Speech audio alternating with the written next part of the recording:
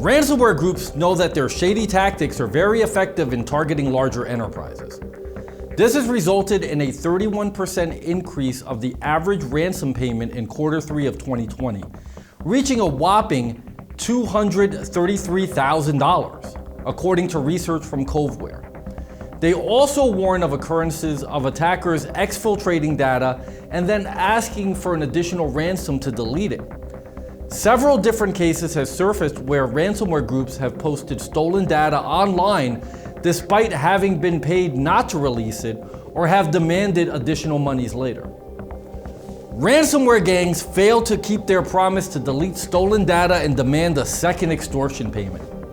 Maze, Sekhmet, and Egregor-related ransomware groups posted stolen data on a leak site which hosts and/or advertises stolen data even before the victims were notified that their data was stolen.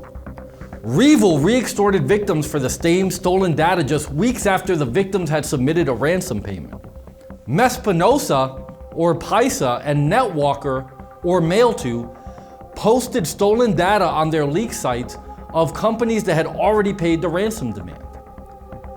So Dinokibi victims that were paid were re-extorted weeks later with threats to publish the same data set.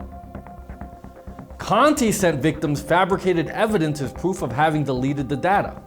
Unlike negotiating for a decryption key, negotiating for the suppression of stolen data has no finite end.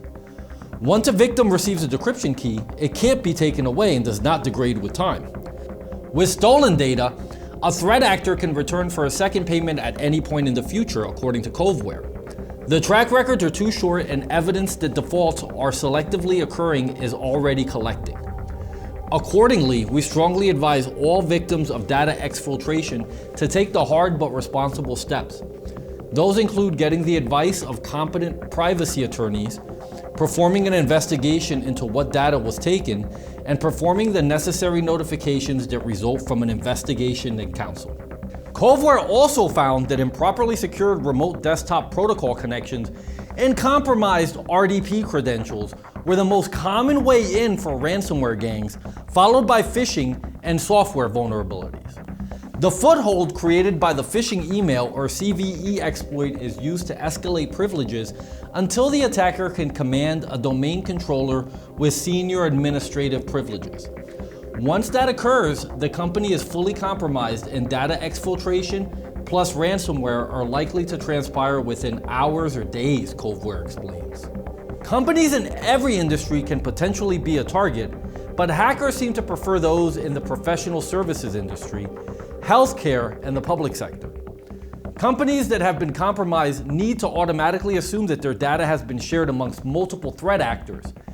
It may be leaked in some manner in the future, regardless of whether they paid the hacker's ransom demand.